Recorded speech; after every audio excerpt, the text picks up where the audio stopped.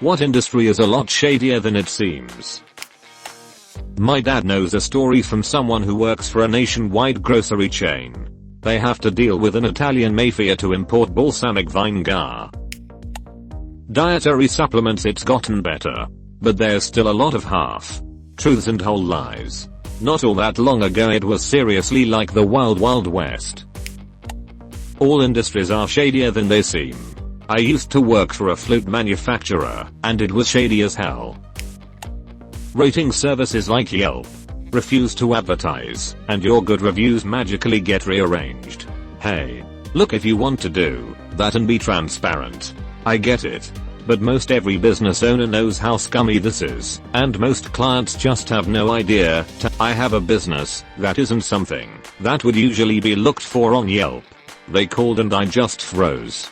Luckily I do long-term rentals, and was sold out. Explained I wouldn't have an opening for months. They seemed to leave me alone. Yet they have my business on the front page of Google search.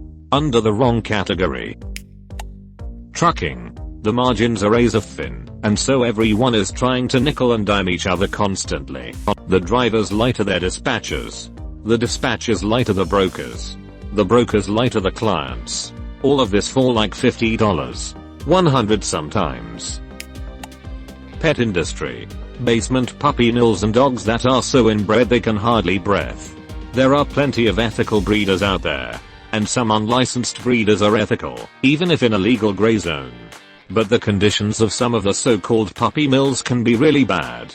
Sometimes when breeds are mixed, and the pup gets the recessive genes the breeders weren't looking for, they straight up euthanize it, because they know it won't sell. Not to mention how many purebreds are actually not pure at all. And sold as is. Shady. Avocado farms. Most of the farms in Central America are taken over by the cartel, because of how much money is in selling avocados. CBD. Lot of predatory companies making subpar products with questionable raw materials, and then marking it way the duck up, and selling it as a miracle cure to vulnerable and ill-educated consumers. Usually have a high-power legal team on deck, but pay their workers crap and no benefits. Edit. Because so many people are asking. While I used to be in sales in the industry, and have my own opinions about who's good out there, it's a woefully short list. You'll probably have your best luck checking out the top recommendations at CBD. They have a whole pinned post about best companies that they've, hopefully, vetted well. Does the beauty industry have a problem with child labor? I remember watching a thing where a journalist goes to India to see the mines where children mine some sort of mineral to make bronzer. Edit. The mineral is mica, and someone pointed out the video where I remember this from. Link. Mattress industry. Specifically, mattress firm. What industry isn't? Advertising. We don't really give a duck if it works. We already got your money. Jewelry. Gems. Diamonds is pretty dark. Eyewear. Luxottica owns a large majority of eyewear and holds a virtual monopoly on the market. They control all prices, and will crush competition. The only reason eyeglasses and sunglasses are so expensive is because of price gouging.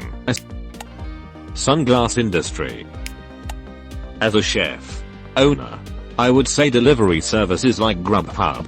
They take 30% of the sale, leaving the restaurant with basically $0 in profit. And their customer support is a joke. It's like they hate us. Duck them. Never again. The textbook industry person is the duckin' mafia. Fast food is whack. The music and the art industry. Sex toys. It's horribly unregulated, and there are tons of manufacturers that use unsafe materials to make their toys. X-Toys has lots of great info for people looking to get any. The non-profit world. Unfortunately, most people at the top are in it to make a name for themselves, and don't usually care about the mission of the organization. Seriously. The funeral business preys on people's weakest moments to convince them to buy ridiculously unnecessary stuff. Hear me out. K-pop. Apparently Tiger Sue's edit. Thank you for the gold. You will probably never recover financially from this. Mental health facilities. A lot of people trust today's mental health facilities. But from my experience they are quite flawed. Staff can be judgmental and condescending and downright cruel. A family member of mine was institutionalized for a while. I say with full certainty she was healthier before she went in than coming out. The places I've seen are most definitely for profit.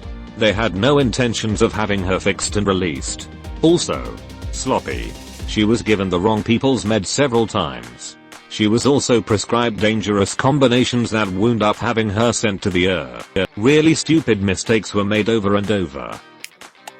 The tire business. Tires are a scam and shouldn't cost anywhere near what they do. Everyone along the supply chain is making bank. It's one of the industries I would love to see disrupted. Politics. Like however shady you think it is, I promise you it's shadier. Porn industry. Defense contract manufacturing. When I worked in that field it was like a time capsule to 70s stereotypes. Beer for lunch. Whiskey in the desk drawer. Everyone ducking everyone. And the best seats at the biggest. Games for decision makers. Health insurance. In the commercials it is all about caring for your health and stuff. But if you ever get a serious illness, they will do anything to avoid paying for your treatment. Source. My mother got breast cancer and her health insurance made a business decision to let her die rather than pay the $40 for her treatment. They made that decision then hired lawyers to make it happen. My mom got to fight them in court while going through chemo. She made it by mortgaging the house. She told me the insurance company caused her more stress than the prospect of dying. I have no proof of this, but the high-end art industry, I 100% believe most of it is just to launder money. Nestle. They use child labor. Steal the fresh water reserves from small villages in South Africa promising to give them better access to it, then privatize it and attempt to sell it back to them as bottled water at a price they can't afford. Not to mention I believe they used some water sources rural villages needed for drinking water and used it to pump their wastewater into, to then hide behind their lawyers to let them get away with it. Meat industry. The factories are straight up disgusting. Not hygienic and they break so many regulations it's ridiculous. But OFC when an inspection comes everything is in order.